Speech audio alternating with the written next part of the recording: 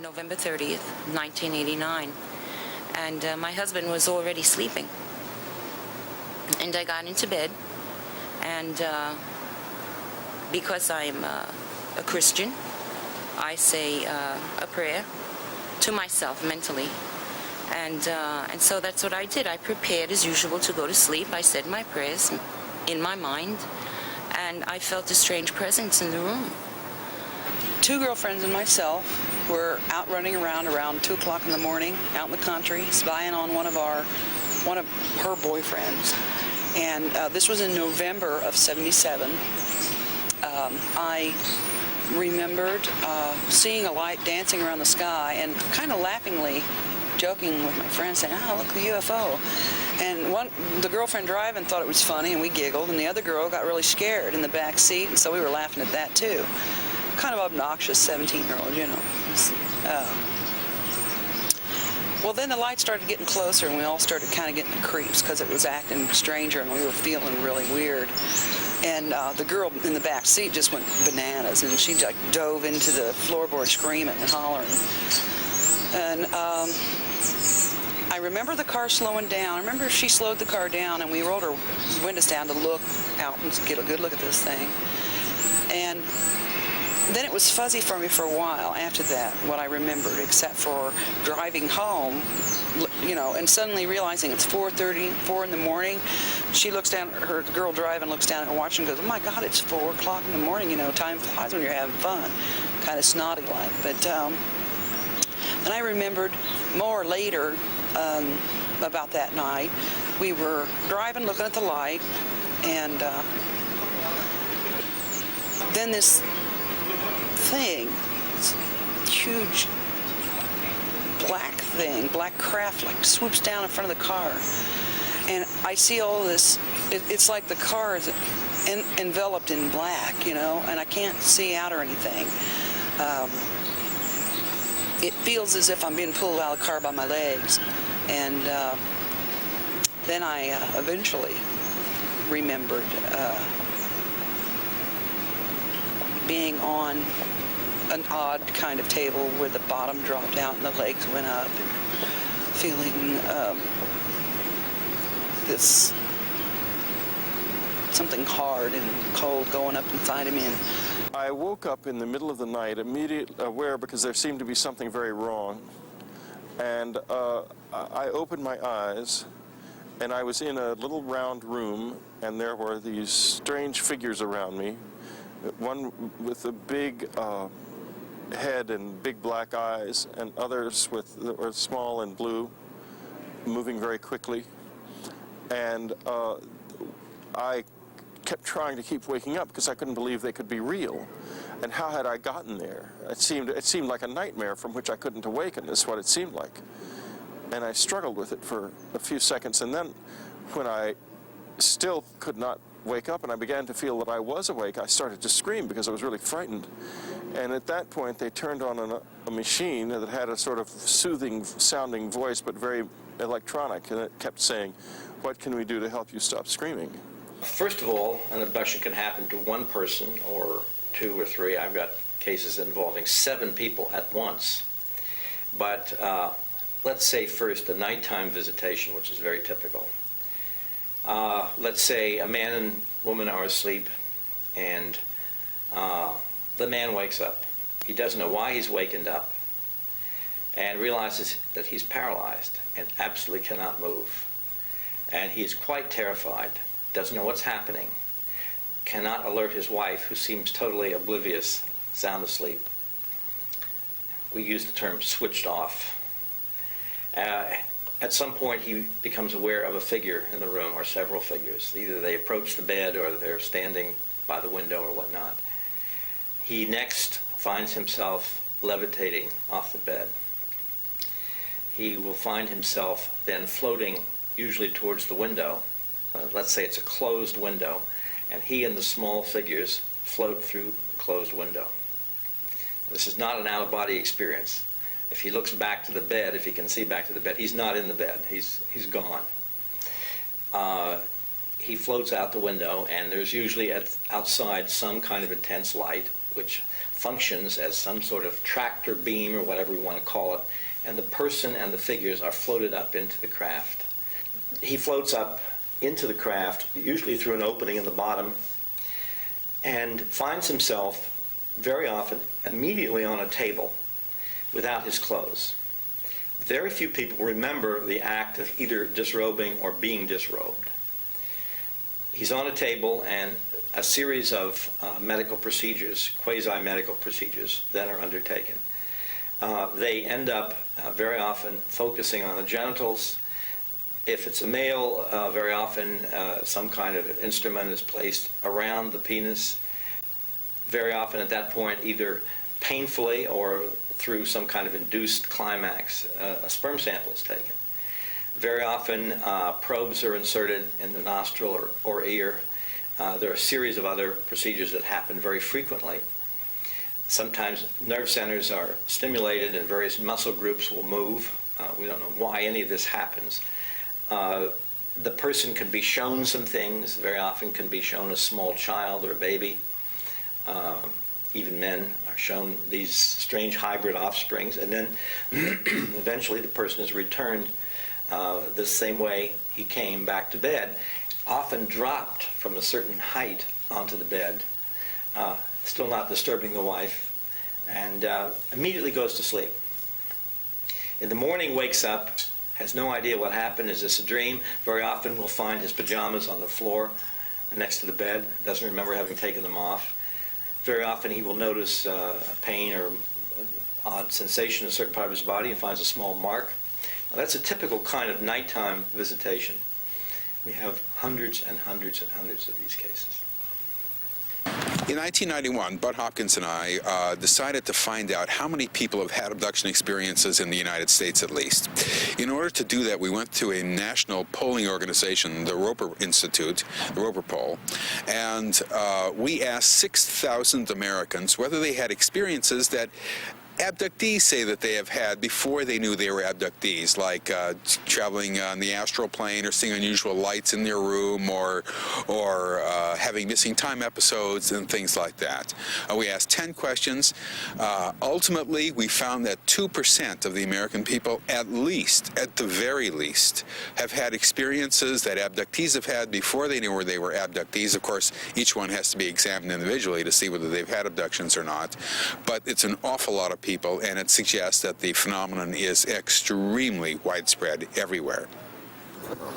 I've been interested in the boundaries of human consciousness for quite a few years, and yet when I first heard about this phenomenon through a colleague of mine who told me about Bud Hopkins and his work, I thought this was some kind of madness, and so it was a gradual process of talking with him, of seeing these cases, and realizing that I had no explanation as a psychiatrist of what people who are now called abductees or anomalous experiencers were undergoing. It behaved like real experience, and so the question then became, what is going on?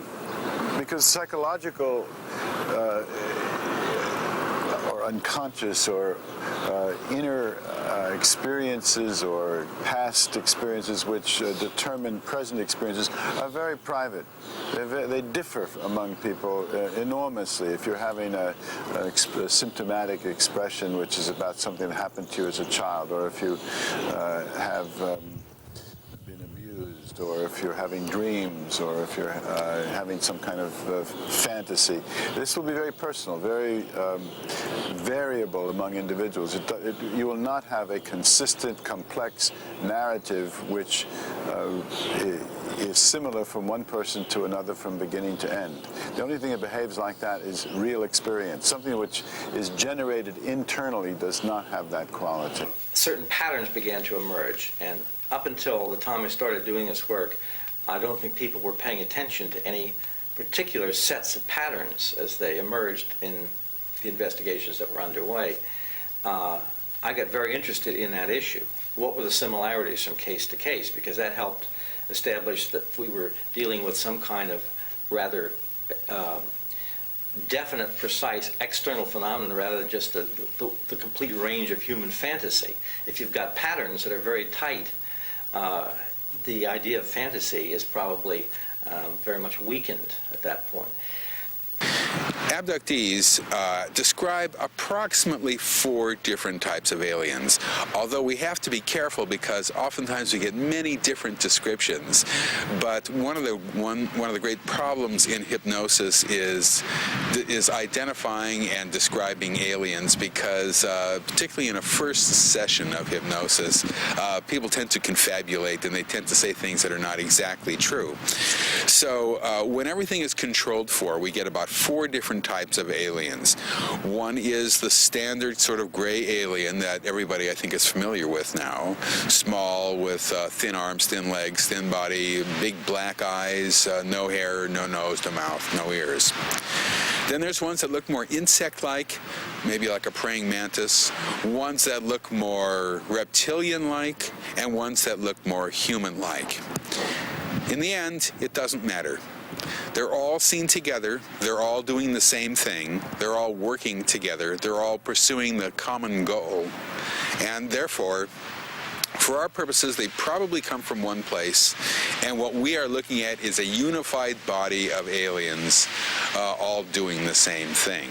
The 80s brought the breakthrough for the alien abduction phenomenon. 2 bestsellers, Intruders by Hopkins and Communion by Whitley Strieber, presented new witnesses and documented new aspects of a threatening reality.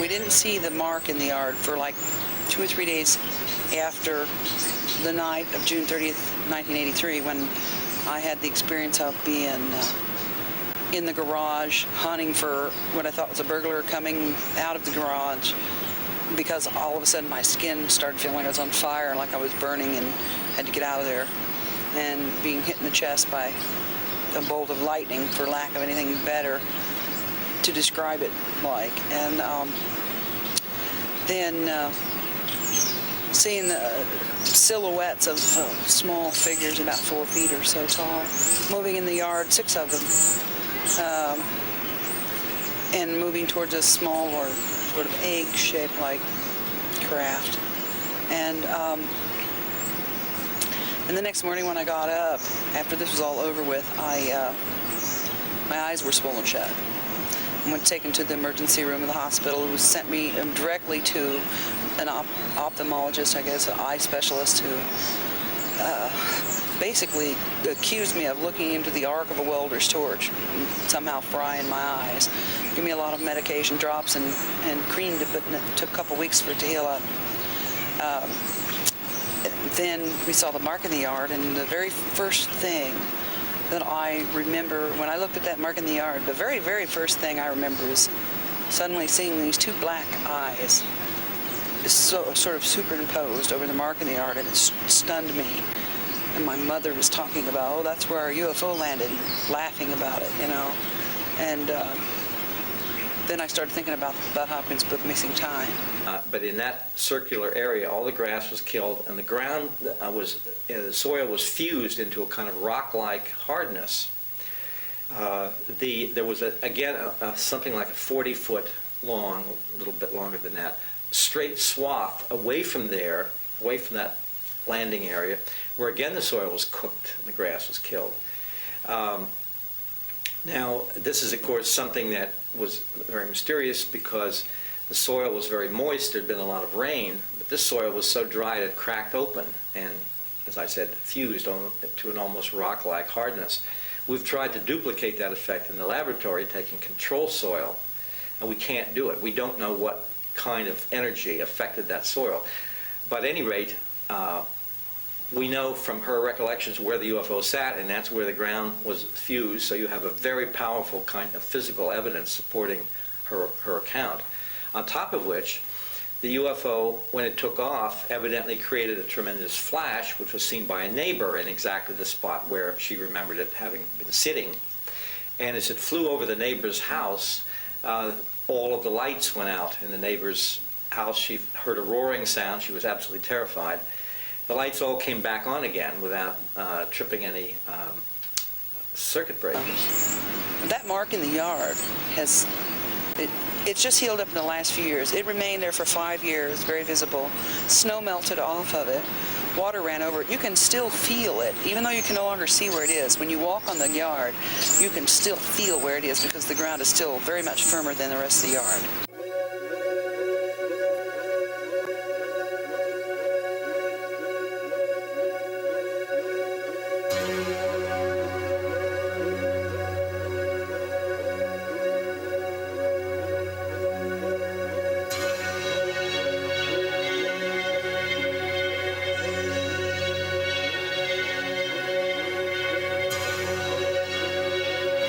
Subsequent to the contact experience, I began to have groups of people up to my cabin. I had groups of friends, and they began to have contact en masse at the cabin to quite an amazing degree. Even people who weren't involved at all and knew little or nothing about it would have these encounters, and that continued for about 2 or 3 years. Well, I was Whitley Strieber's upstate New York cabin guest one night, and when I went to bed I felt this overwhelming sense of euphoria, as if I had been drugged, and to my knowledge I wasn't. It was a wonderful feeling. I felt at one with the universe, and then I went off to sleep. And a person that was in the room with me also had similar feelings and also had seen light forms in the room. At first, it was extremely terrifying. When I ran out of options in February of 1986, I was incredibly frightened because I couldn't think of any way to explain this. And it was like, it was a bit like discovering you're not who you think you are. You know, it was just a shocking, terrible experience, and I began to try to work on the fear because it was debilitating, it was devastating, by going and walking in the night in the woods where it had happened. And it became quite obsessive. I couldn't really settle down at night unless I went out and walked through those woods, and at the same time it was very hard to do because it was extremely scary to do that. And the visitors began to react to this, to my effort to overcome my fear, and they began to come back to the house and showed up. They began showing up fairly frequently. And I didn't have any more abductions, but I had a few very brief, sort of half put together contact experiences that didn't quite work because I was too scared to take it farther.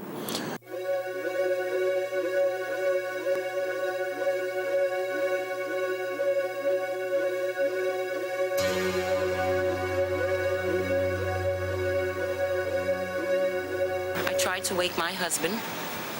Eyes still closed, and there was no response from my husband. And that's when I did open my eyes and I looked straight ahead. And there was this thing, this creature, standing at the foot of my bed. And it was the first time I had ever seen that consciously. I was awake. I hadn't gone to sleep yet. I was saying my prayers. So by this time my legs were numb. And I sat up in bed, dragging my heavy legs with me, and turned up behind me and threw a pillow, big pillow, that I made. You would think that I stuffed them with rocks because it was heavy. And I hit him too, that creature. And my next conscious memory, fragmented memory, was seeing white fabric flow up and over my eyes and then down again.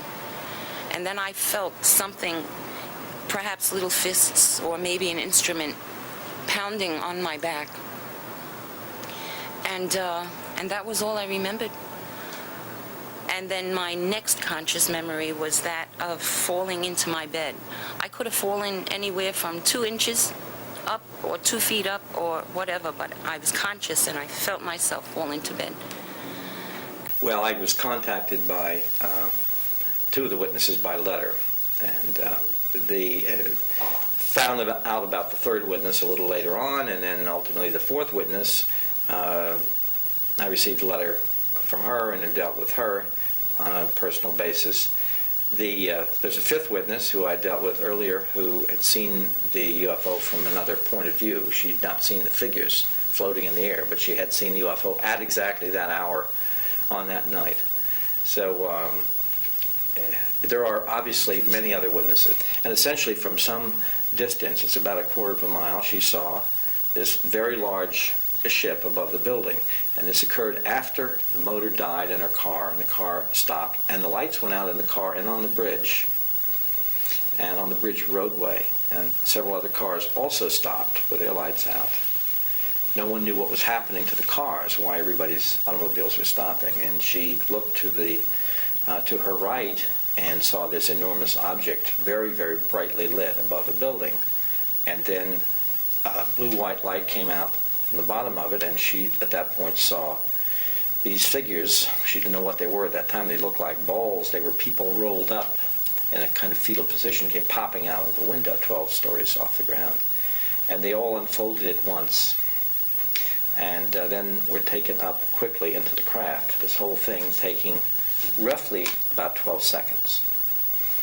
And then the craft moved away. And her descriptions exactly corroborate the descriptions of the two intelligence security agents in the car down below who were accompanying an important political figure. They all saw the same thing that the women saw, except they were closer.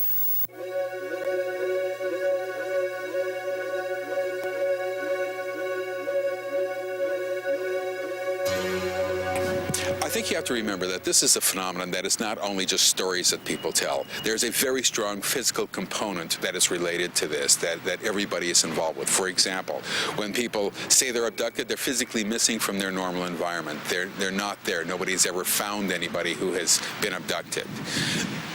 People come back with unusual marks and scars on their bodies that weren't there literally the day before, that are all abduction related. And it's important to understand that people see other people being abducted. Of the 750 abduction regressions that I have done, that I have investigated, fully 20% of them are of 2 or more people. Therefore, people can confirm each other's abductions. They see each other, and sometimes one person's not abducted and the other one is, and they still see it. Furthermore, the precise detail that people describe is extraordinary. They can describe certain instruments that are used on them, and we know what those instruments are for, and they may not understand what they're for. They may not even know it. But we've seen those instruments so many times, we know what they're for. Not only that, but when they describe procedures, they'll describe procedure A, procedure B, procedure C, and we know procedure D is coming. And they don't know it, and then they go ahead and describe procedure D, just like everybody else has done. So therefore, any theory that accounts for this phenomenon must take into account its strong physical component and deal with it. Oh yes, I'm certain that they're happening in the physical reality, because I wake up with various marks on my body that I've received overnight. Here are some examples. There's a little piece of skin scooped out of my chin over here. There's another one that I've had here since childhood, but I never knew how it happened. But this one over here I received this year. I think it was in March of this year.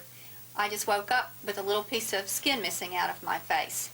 You know, when you cut yourself or scrape yourself, you know, first it's going to bleed, and then it's going to scab, and then it's going to heal, and the scab's going to fall off and have the natural process, the natural healing process. But this little scoop out of skin never bled. There was no scab. It was just not there one day, and the next day I had a healed scoop mark out of my face. I've had one on each leg.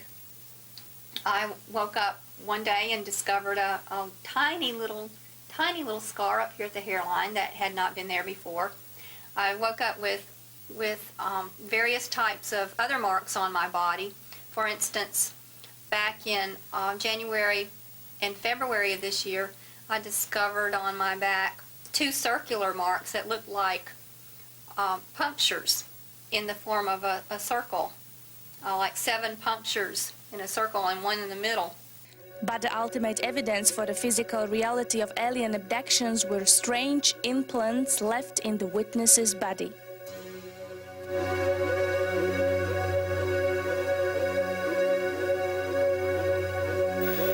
The issue of implants is an extremely interesting issue, because a number of objects, alleged implants, have been recovered.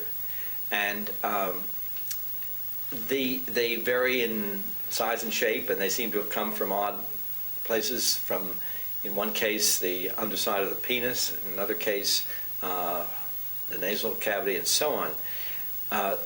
These particular objects have in common the fact that none of them are radio opaque, meaning they do not show up on an X-ray, which is interesting. They're also mainly consisting of organic materials like silicon, carbon, oxygen, and so forth. They're not, they don't look like a piece of machinery.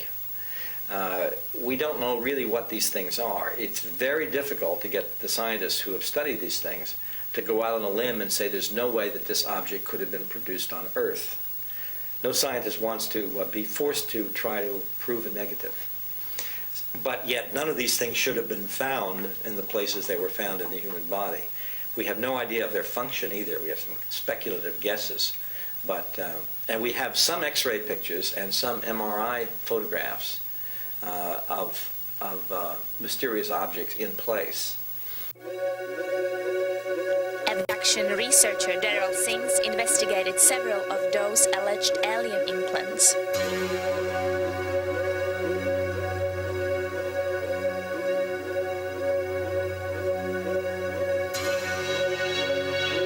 First of all, when we found it, we were quite excited when the lady brought it to us. She brought it to us quite by accident. She's rubbing her eye the next morning, after December the 10th, the next morning, something was bothering her eye. She rubbed her eye, and it fell out on her desk, and it landed. It's a little tiny thing, but it's so hard, she actually heard it hit the desk. Her boss happened to be standing there and looked at it and says, "What is that?" She said, "I don't know, it's a piece of sand or something. It was in my eye. It's hurting my eye all night." And she said, "Take it to that investigator, Mr. Sims." And she said, "It's just probably a piece of sand." She said, "No, take it to him. Please do that." That's the only reason we have that actual evidence. In regressive hypnosis, she describes this object, how it was installed with the surgical instruments and a different instrument that was used to take it out. First of all, I brought in entomologists, biologists. They looked at it to determine whether or not, is it a seed? Is it a plant seed? That's what it kind of looks like when you look at it. It's so small.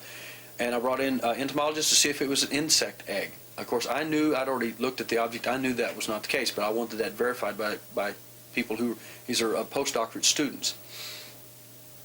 Now, the individuals looked at this, then I had a microbiologist look at it, and he was quite vocal in his description. He said, "My God, what is this thing?"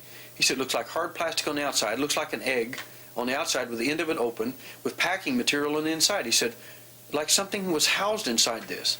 Where in the world did this come from?" Of course, all the information I gave him was simply, it fell out of a lady's eye. He said, "It couldn't. This thing, how could this be in someone's eye?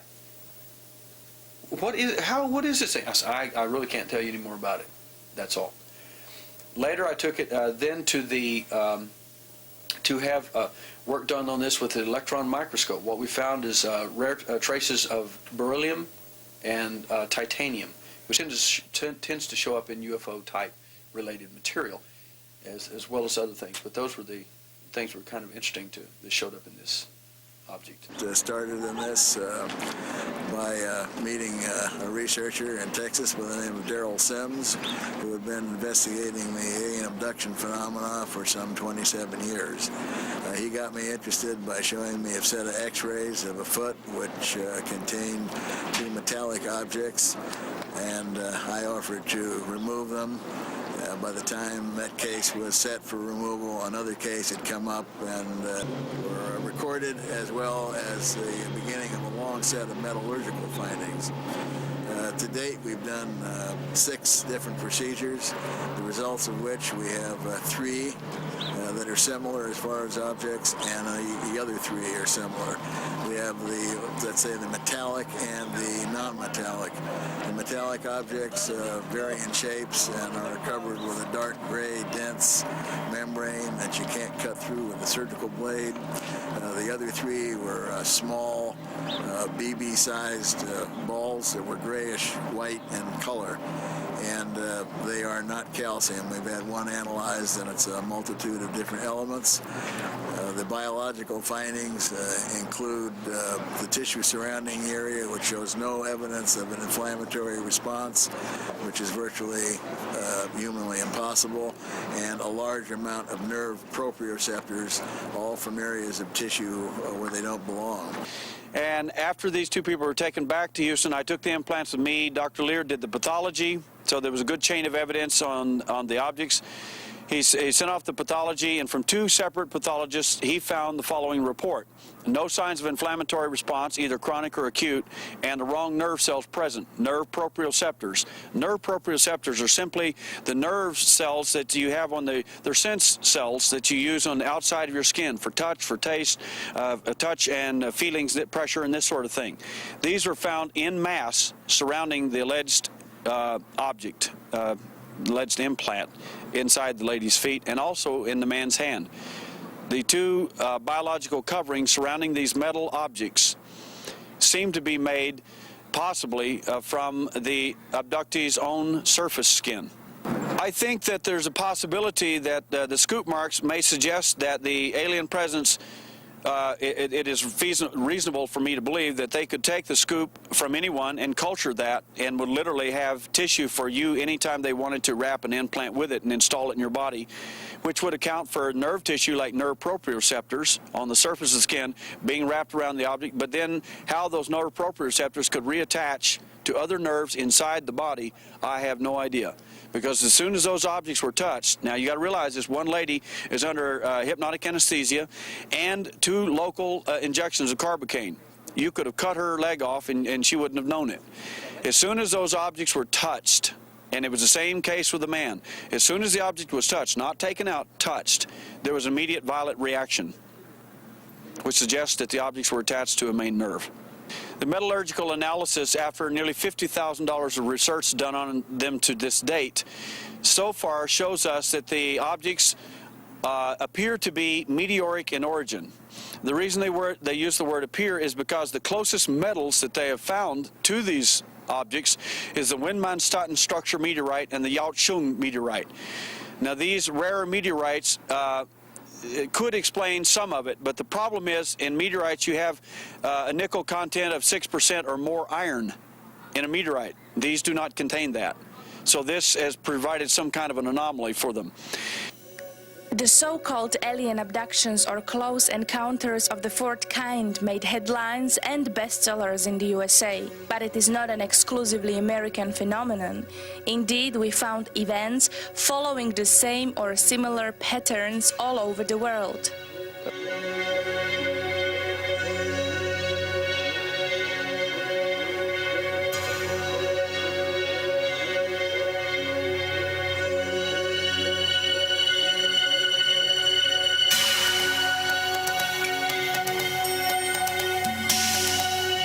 Philip Spencer, a former police officer, left his house in Ilkley at approximately 7:10 in the morning on the 1st of December 1987.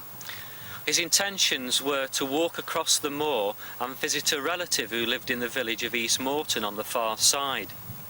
He took with him a camera and this compass. The compass in case he got lost because he wasn't that familiar with the moor, and the camera to take some photographs of Ilkley town from the moor tops. He actually began his walk just below the White Wells building down there and wound his way up the hill to this point where we are. He consciously remembers walking along this path and then up over the rise and past a small quarry. Just as he was walking past the quarry, a movement caught his attention from his right eye, and he spun round and he was amazed to see, just about 10 feet away from him, a small green creature about 4 foot 6 inches tall. It suddenly turned and scuttled away at a terrific rate away from him. Spencer shouted out, "Hey!" brought the camera up and took one shot. The creature then continued running around a bluff out of sight. Spencer then ran after it, and as he turned the corner, the creature had disappeared. but he was confronted by a silver disc-shaped object which almost immediately shot up and disappeared into the clouds out of sight. Instead of continuing his journey, he decided to retrace his steps and go back down into Ilkley. And a further surprise awaited him there, because he discovered that the streets were full of shoppers. The shops were all open, and he couldn't understand this, because to him it should have been about just after 8 o'clock in the morning. And yet, when he looked at the clock on the church tower, he discovered it was now 10 a.m. We showed his photo to experts. Well, it's a very interesting picture. My impression is that it made my blood pump. You know, when you see a picture like that, of course, I'm exposed to pictures like this all the time, UFO craft and occasionally photographs of beings, but something about it seems right about it when I first looked at it. Of course, there was the skepticism that always goes along with it, because as a scientist, I'm to rule out photographs that would have some aspect of a hoax. It doesn't seem like it's a hoax. It seems that it is what the witness reported. We heard about it from the chap himself phoning me, inviting us to go up there to show us a photograph he'd taken of this creature. We went to see him. Well, the first time we went, we were a bit late. We got there in the dark. He took us up on the moor in pitch blackness just to show us the spot. And then we went up again. We took Peter Huff with us this time. We did an interview, half-hour interview on tape. And then we suggested that, you know, he had this missing time period. We suggested that we could do a hypnotic regression for him if we could find somebody to do it, and if he agreed to it. At first he was a bit worried about hypnotism, but we reassured him, and after another week he agreed that he would like to be regressed under hypnosis. So we brought him here to my house, together with Dr. Singleton. They met on a Wednesday and they had a preliminary discussion. They agreed to do the session at the weekend, on the Saturday, which then took place, which explained all the missing time period that the witness had about meeting these green creatures and being taken in the craft and shown various moving pictures. And it also explained his compass being reversed. It had been in a strong magnetic field which apparently connected with the craft. As far as the case itself is concerned, I'm 100% sure that it's genuine. Hypnosis was carried out by a clinical psychologist, and we discovered that in fact the story did not begin with the taking of the photograph. It began at this point here, just a few yards from where we're standing. It was at this point where he noticed the small creature coming down the hill towards him. He stopped because he was absolutely petrified with fear and wanted to turn and run, but he discovered that every muscle in his body was paralysed. He couldn't move at all. The creature then turned round and started going back up the hill, and he discovered, to his horror, that he was actually following it, but he wasn't walking. He was now levitated a few inches above the ground, similar to a balloon being tethered by a piece of string. He was pulled up the hill, over the brow of the hill, and into the small quarry at the other side. In the quarry, he saw for the first time the silver disc, and a door opened in it, but he has no memory of actually going inside the object, just an overwhelming blackness which then disappeared, and he found himself in a white room. It was very brightly illuminated with white light, but he could see no source for that light. He heard a voice in his head telling him not to be afraid and ordering him to lie down on a table which was in the room. This he did, and he found he couldn't move, and he was surrounded by 4 or 5 of the green creatures. They carried out some kind of medical examination which basically involved fluorescent light in the shape of a tube which passed along the length of his body, much in the way of a body scanner. He was then told he could get off the table and given a conducted tour of the object. This involved taking him down a corridor, and he looked through a window and couldn't believe his eyes, because there was the planet Earth in the distance. And for the first time he realised he wasn't on the Earth, he was somewhere high up in space. He was taken into a room which seemed to be an engine room. There was a piece of equipment in the middle of it which was like a gyroscope. This was spinning rapidly, and his camera, which was hanging around his neck by a cord, was drawn towards it, as was the compass. He was then taken from that room into another, where he was shown 2 films. Now, these weren't ordinary films, they were more three-dimensional, very realistic.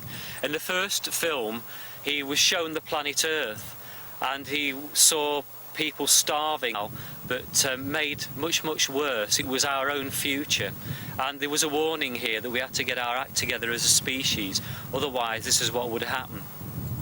He was then shown a second film.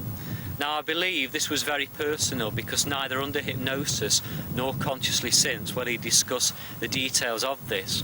It's quite possible, from 1 or 2 hints I've had from Philip Spencer, that it predicted his own personal future. The next thing he remembers is being back on the moor and suddenly seeing the green creature, and having no memory of what had just happened, bringing up the camera, taking the photograph, chasing it, seeing the object, which then rapidly disappeared up into the air. Well, it was a perfectly normal session to him, and he didn't know anything about aliens or spacecraft or anything like that. He was just doing a straightforward regression on a person, and as far as he was concerned, all the normal reactions occurred that a person would do when telling the truth under hypnosis. So he was very impressed with it. Okay, well, one of the interesting aspects of this picture is this tubular-shaped object that's up on the horizon here. We thought it was some kind of pipe or perhaps an antenna or something. In doing contour enhancement and building a contour map, like a topographical map, it is indeed a cylinder. And you could view it as a cylinder perhaps 3.5 inches or so in diameter, 2 to 3 inches, because we don't know the distance away. We do know that it's a cylinder shape and it's reflecting light. Therefore, from filtering, inverse Phong shading filtering, we believe that it's a metallic object. We'll have to do some more tests on it to be certain of that, but we know for certain that it's not a natural object. It's not a tree branch, it's not the trunk of a bush or something like that. It's a metallic object. Well, it's got loads and loads of ancient stone circles and carved rocks with swastikas on them and that kind of thing, and cup and ring marks. So there's many legends attached to it. But one of the most interesting ones, as far as this case goes, is that Whitewell's Museum, which is a spa, in the 19th century, something happened there. The curator of the museum was going to open up one morning when he heard a noise from inside, and he opened the door and he found inside several green creatures dancing around the spa. Small green creatures, very similar to this Ilkley Moor creature. Philip Spencer is not the only British policeman who had a close encounter. He was driving back to the police station about 4:45 one morning, and he was about to turn right up the leg of a T-junction when he noticed something odd illuminated further up the road. At first he thought it was a works bus, and he looked again and realised it wasn't, so he drove on to have a look at it. He jammed on his brakes within about 30 yards of the object, which he described as a classic flying saucer, blocking his route through the road. He tried to summon assistance with his car radio and his personal radio. Neither would work. Then he did a drawing of the object. Just as he'd finished the drawing, he found himself driving in first gear on the other side of where the object had been, and he looked in his mirror and it had gone. He then realised that he'd lost about 20 minutes to half an hour of time. The object itself was sighted by other police officers on the moors outside Halifax who were looking for stolen motorbikes. they radioed in. I have a video filmed interview with 2 out of 3 of those police officers. They radioed in to their headquarters to see if anybody could identify it for them. And the HQ checked with Leeds Bradford Airport, the military, etc. There were no aircraft in the vicinity, no army manoeuvres, nothing that could explain. He then describes a bright light coming from underneath it. He gets back in his car, finds his car won't go. Then he seems to black out. He has a sensation of blackness, a sensation of floating. He wakes up inside a room surrounded by several small robots and a humanoid character. He's led to a bed. He's eventually persuaded to lie down on this bed, and some sort of pseudo-medical examination or process is carried out on him, which to us does not make any sense. He receives a telepathic communication from the humanoid character telling him not to be afraid. Under hypnosis, he even describes or impersonates a voice that he hears in his mind, which is a voice I've heard many other witnesses similarly describe. Eventually, when they finish doing whatever they are doing with him, he's put back down again in his car, and the conscious memory, of course, takes over. He's driving on the other side of where the object had been.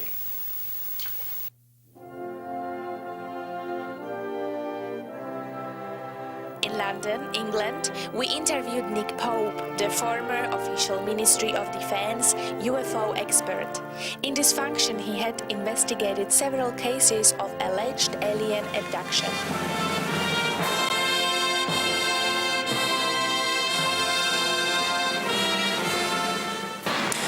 My second book, The Uninvited, deals with abductions, and it was a subject that I was led to logically through my official research into UFOs carried out at the Ministry of Defence. Simply, when I first began to obviously display a real interest in this subject and take these reports seriously, I found that some people began to approach me with stories of abductions. Clearly, I couldn't ignore these very serious claims, so I made it my business to look into the background to these sorts of claims and to actually do my own research and investigation. My view is that clearly there is something going on here. The official Ministry of Defence view is actually rather amusing. They were asked specifically about alien abductions, and a formal reply came back in the form of a letter from the department, and it said, "Abduction is a criminal offence and as such is a matter for the civil police."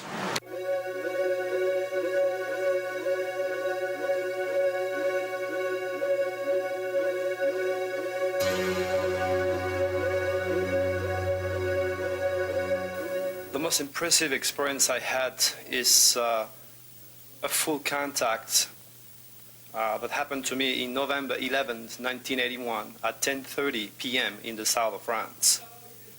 As we were driving to my brother's discotheque on that evening, we saw some lights which happened to be a spaceship. Of course, at this point I did not know it was a spaceship. But it happened once in a million. Put it this way, the flying saucer came up right above the car, and my brother at that time used to drive a brand new Mercedes, which is a very reliable car. Everything died. And we both were totally surprised of what was happening. As we both looked up through the windscreen, the only thing we could see is all these lights that was blinding us. So my brother was very scared, but I managed to go out of the car. And then for some reason, these intelligent spirits must be intelligent because they turned the lights off. And I could discern very clearly, Michael, less than 30 feet above my head, a flying saucer. This is my first experience. Yes, I do recall this one, but remember, I was a child, and I was complaining as I could not be left alone. I was complaining to my mom that small little thing was coming every night in my bedroom, and I described them as little monkeys. Of course, not having any UFOs experience before, I did not know what those things were. And they were very, very close to me. I used to hide away from them behind a blanket. Then once I get a little bit more courageous, and I kind of peep out, and I had one of them very, very close to me, and I passed out. And then when I was in the regression, I was recalling all sorts of very, very interesting things which I have problem myself to understand or believe but apparently they've done something up here.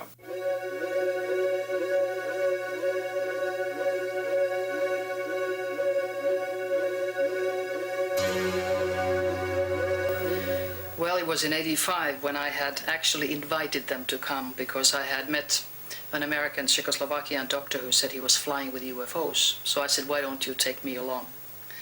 And one day when I was reading a book called, actually it was a book of poems called The First Contact with a Friend, all of a sudden I looked outside from the window and there it was, 100 yards from me, a UFO.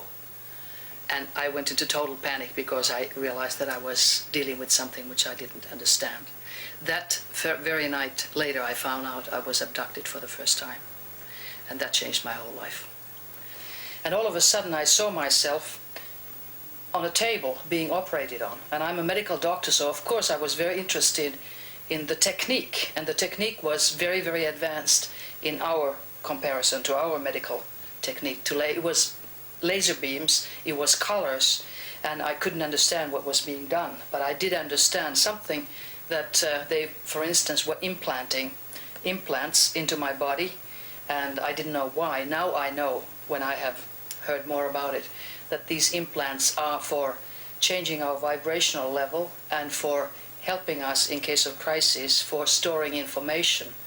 And that is one of the very big things, I think, that people should learn to know about, that we are being controlled, we are being taught, we are being actually taken as members of the galaxies, as I would say the UN of the galaxies, and the people who have had the contacts and have had abductions, they are the contact people. It's a very positive thing, even if many people are very, very frightened of the medical examinations.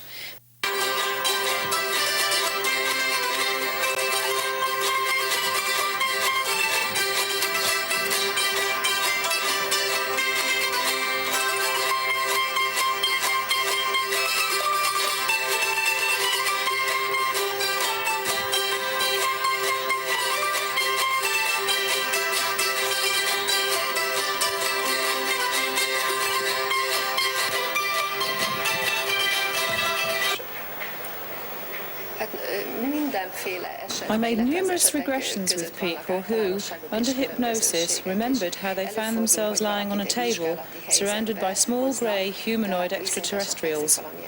In other cases, they remembered how they were guided into the spaceship, how the aliens showed them their craft, its monitors, its propulsion. A monitorokat, és lát különböző gombokat, berendezési tárgyakat.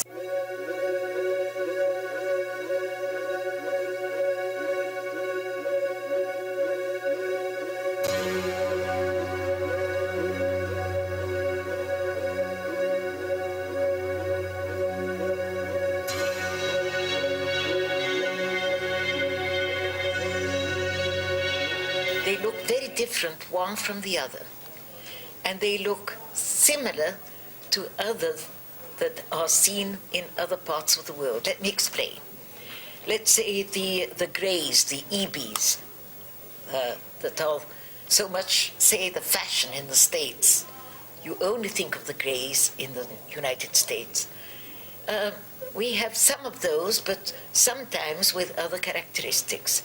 And we have all other kinds. I should say that we have quite a quantity of cases in which they look like humans, or like very similar to humans, or much more beautiful and taller than humans, or like what we would call not monsters but freaks of nature, something very different to what we're accustomed to.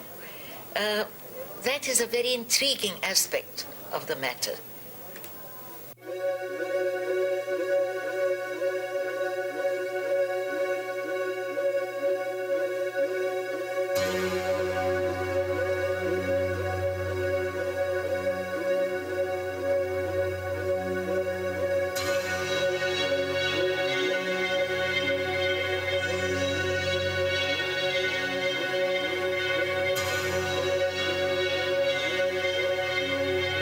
A lonely road in the outbacks of Australia, the great Down Under. was a scene of a unique mass abduction. In the early hours of Sunday morning, August the 8th, 1993, 3 independent groups of people traveling in separate cars were taken aboard an alien craft and only later remembered the event without knowing each other. Kelly Cahill was one of them. My husband and I were driving home from a friend's house one night when we saw a 50-metre craft in a field, a paddock on the side of the road, and we stopped and got out and crossed the road, and so did a second party of individuals who pulled up about 100 metres behind us.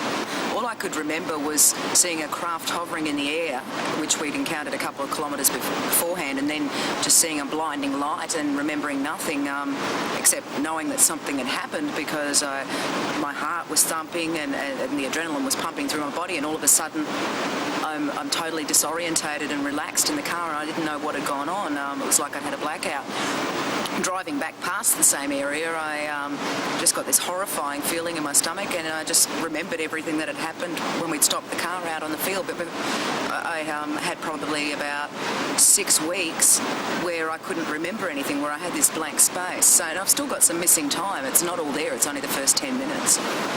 Basically, after we got out of the car, we saw this craft, I suppose, some sort of configuration of round orange lights with a blue fluorescent haze underneath it that came down in a conical shape and hit the ground in a semicircle. And as we stood there, a tall black being seemed to just appear in front of it, followed by 7 or 8 others. I felt this energy force through my body, is the only way I can explain it, and I became hysterical, and they came rushing across the field. I was given a blow to the stomach and landed flat on my back in the grass, and basically there was bits of a conversation going on that I could hear a male voice, but I guess that I was really struggling to stay conscious at that stage, and I remember, the last thing I remember was calling for God's help, I suppose, and we were back in the car. About 7 foot tall, they were black. Their eyes lit up red. They weren't like that at first, only when I started screaming, and that's when they crossed the field as well. Basically, I couldn't see any other facial features except these big glowing red eyes and these tall, dark figures. That was about what we saw. If Kelly had come in on her own, we wouldn't have found it just a normal case, but what occurred was we were able to get the other couple, the other car that was involved in the encounter, and what made the encounter important to us was that there were 2 independent sources of that viewed the same encounter. And if you do research, you discover in these type of abduction cases, you tend to find that the groups are come in, some way related in some sense. In other words, the encounter occurs on the road, everybody hops out and has a look at it. In this case, the 2 cars are separated by distance, and the 2 groups don't know each other, and they, in the end, disappear from the location, and consequently come back to have research done on them in a separate, at a different time down the road. So, well, there was what we did. We were looking for the location to get the general location of the encounter, which we discovered reasonably easily. But the main data that we got was from the field analysis was some chemical changes to the soil, 3 markings on the ground. They were approximately 75 centimetres in diameter. Also, we used a special magnetometer on the field itself, and we discovered an unusual anomaly on the field that looked like a half moon, or facing towards the north. There was other things that came from the encounter, was that each of the girls, especially because the men seemed to be isolated from both of the cars, but the girls indicated to us that they'd been interfered in some way, and that one of the girls, called Glenda, who's a trained nurse, a registered nurse, she had markings on her which she went to a GP, and the GP photographed them, and consequently we had some very good evidence of a triangle under her navel, and a mark on the left inner thigh, and a mark on the base of her, down towards her ankle. So there was a lot of good evidence available.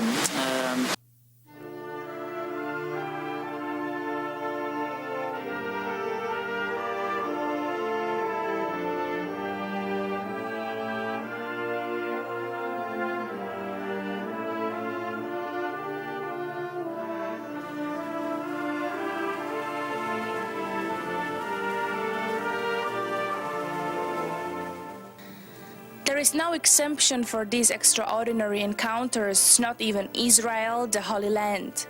Here, some extraordinary cases were reported since 1996. The first one from Nazareth, the little town in Galilee, where 2,000 years ago Jesus was raised, which is today one of the most important sanctuaries of Christianity.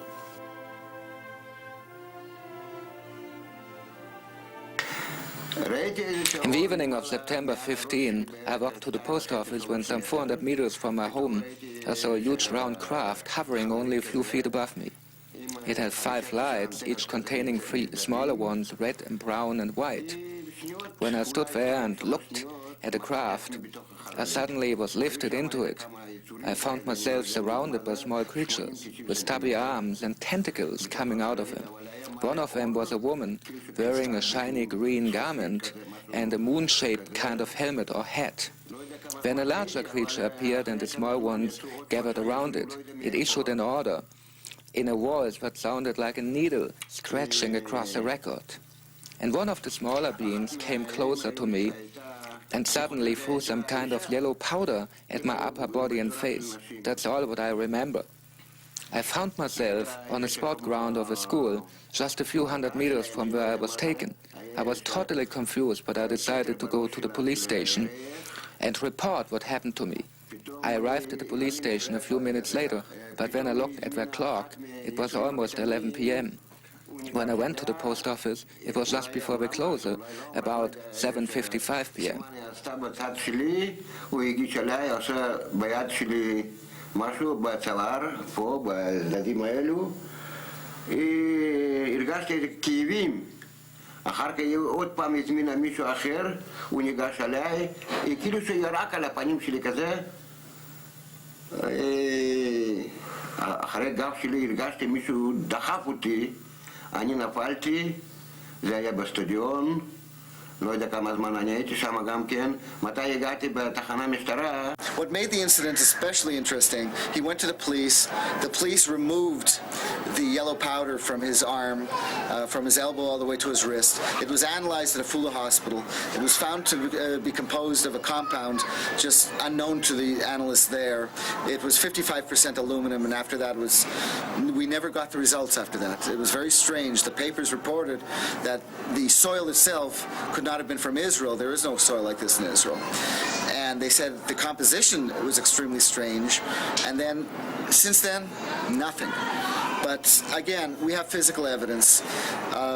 Yuri Isakov, a 63-year-old retired seaman, did not fly somewhere in his secret lab, cook up this strange powder in order to go to the Fula police and fool everyone.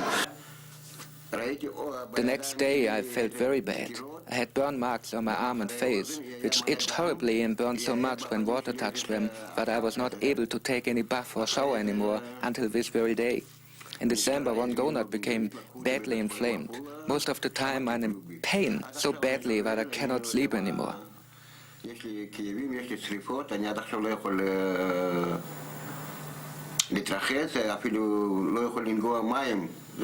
But the case of Yuri Isakov from Nazareth is very interesting because till today, from the day that he was captured by aliens, as he told us, his wounds didn't heal till now, and he's bleeding, and nobody really takes care of him. And he told me last time when I was in his home, maybe the government just waits that I'll die so they can examine my body. And it was very sad to hear it.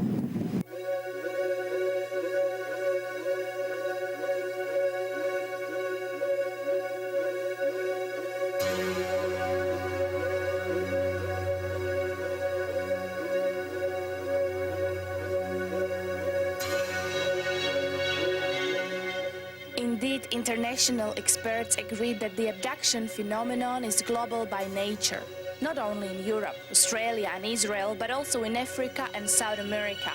Only the reaction of different peoples is different, from panic and hysteria to curiosity and an inner transformation. The question remains, what does it all mean? Let's hear to which conclusions the researchers came. It's difficult to come to any personal conclusion about abduction, but one factor that does interest me is the inappropriate nature of the response to this phenomenon. I would suspect, and I would fully expect, abductees to react with fear and anger to what's happened, particularly when painful and intrusive procedures are being reported. But a lot of them don't. They react in a much more positive way. They go on to develop spontaneous interests in New Age issues. They develop skills as artists, poets, painters, whatever. They become adept in spiritual healing, for example. This strikes me as an artificial response, perhaps something that's been induced in them. And I can't help but wonder whether the transformative nature of this experience shows that it's something been done to us by someone or something else, perhaps to try and lessen the threat we pose as we begin to go out in space. There could be any number of different reasons for them. For example, there's a tremendous amount of sexual content in abductions, and if if there were aliens here who were examining us and trying to understand us, one of the first things they would do would be to look to our sexual content, to our genetic. People were very much more primitive than we are. If we had any ethics at all, we would be extremely secretive so that we wouldn't shock them and destroy their growing culture and cause it to plunge into the same kind of non-meaning that happens in this world when native cultures are exposed to technology. Everything that they believed in is ruined, and the culture itself just dies. Whoever's out there is making a great effort to bring us into contact without destroying our culture. The majority of abductees tell us that the ETs want to direct our attention on our ecology and its destruction, and that we cannot continue that way. Furthermore, they want to learn more about our anatomy. Third, they want to teach us something from what they have learned. And fourth, they want to heal us, which they did many times. It is for our own good, because we are destroying this planet. I mean, it's quite evident that if we don't change in our thinking, in our ways of handling with other people, we look down upon other people, we look down upon people who are different, or people who have another skin color, or people who have another religion. If we don't change and we don't realize that the planet Earth is alive, we are going to destroy this with pollution, with radioactivity, with atomic installations. So they are trying to take our sperm, our ovum, to have the seed of the human race, to have it somewhere if we blow up this planet. And they are also trying to make another race, because it seems that our race, which kills, which even today in Yugoslavia area in Europe is having a war, killing its own people, is so primitive that it has to be changed. And this isn't the first time. We have been subject to genetic manipulation for thousands of years. Sometimes say it's like a spiritual outreach program from the cosmos to the consciously impaired. In other words, I see it as